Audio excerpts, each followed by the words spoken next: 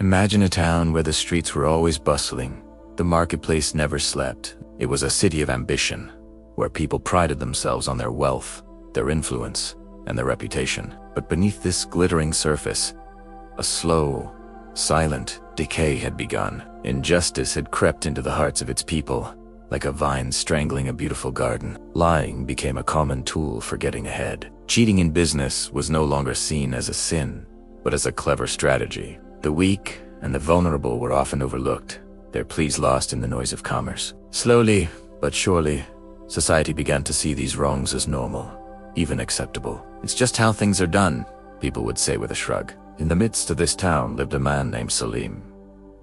He was a man of deep faith and unshakable integrity. While others chased fleeting gains, Salim held on to the timeless words of Allah in the Qur'an. "And do not follow the path of those who spread corruption on the earth." Every single day, Salim was tested. Merchants would pull him aside, trying to convince him to inflate his prices, to take just a little more than he was due. "Everyone does it," they'd whisper. "You'll fall behind if you don't." His neighbors would mock him for giving a portion of his earnings to charity instead of hoarding every coin for himself. Even his close friends started to question his principles, suggesting he was being too rigid, too naive for the real world. But Salim found strength in the stories of the prophets, who faced far greater challenges. He remembered Prophet Nuh, who warned his people for centuries, even as they laughed and ridiculed him, calling him a madman. He recalled Prophet Hud, who called out an entire nation that had normalized arrogance and oppression, a nation that built grand structures as a show of power while forgetting their duty to Allah. And he thought of Prophet Musa, who stood alone before the most powerful tyrant of his time, confronting a society that had accepted Pharaoh's absolute tyranny as their daily reality. Through these stories, Salim understood a profound and crucial lesson.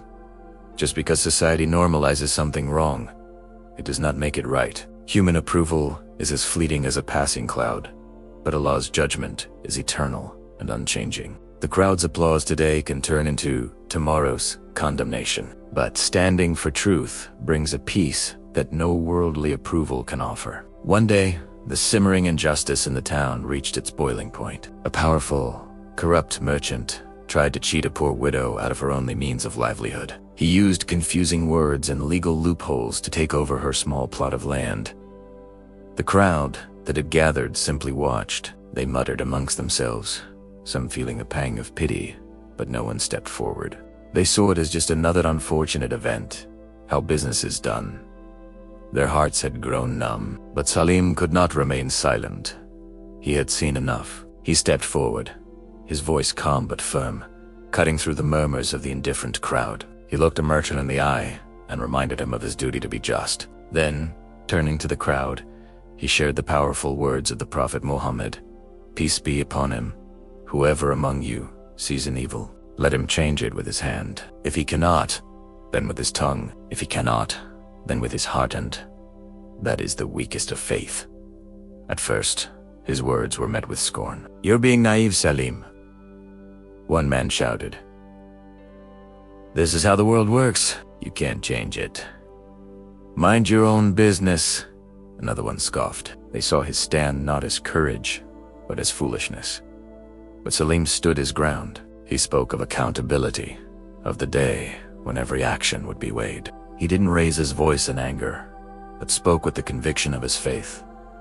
And as he spoke, something began to shift. A few people in the crowd looked down, ashamed of their own silence. They saw the widow's tear-streaked face and the merchant's smug grin, and for the first time, they saw the scene not as normal, but as a grave injustice. Slowly, one by one, a few others began to realize that their indifference, their silent acceptance, had allowed this poison to spread. They had become accomplices through their inaction. They saw the courage in Salim's lone stand, and it awakened something within them. One man, a carpenter, stepped forward and offered to help the widow build a new stall. Another, a baker, gave her a basket of bread. A few others began to question the merchant, refusing to let the matter be dismissed. The corrupt merchant, unaccustomed to being challenged, grew flustered and eventually backed down, grumbling under his breath.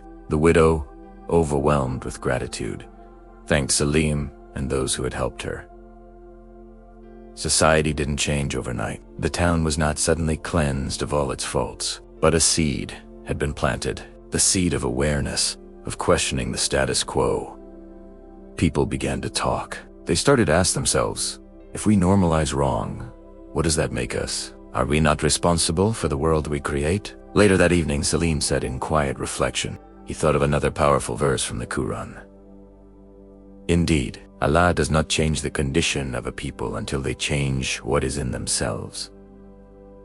The lesson was crystal clear. Society, culture, and the people around us can try with all their might to convince you that injustice is normal, that lying is smart, and that greed is a virtue. They can label integrity as weakness and compassion as a waste of time. But our responsibility as believers is to hold fast to the rope of Allah, to uphold truth, justice, and integrity, no matter the cost. Real, lasting change doesn't start with governments or institutions.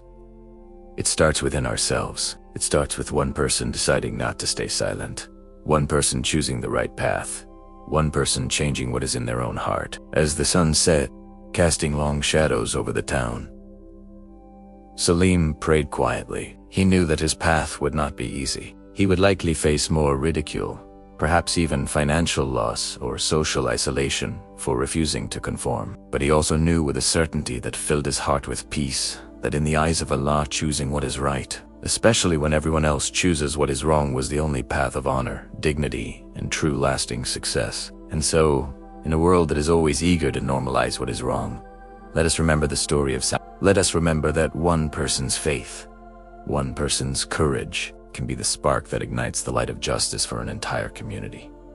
What are the key takeaways for us today? First, society's approval is not the barometer for right and wrong. Allah's eternal guidance is trends change, opinions waver, but the Quran and the Sunnah are our unwavering compass. Second, we are not the first to face these challenges. The prophets and righteous people before us stood against entire societies that had normalized corruption.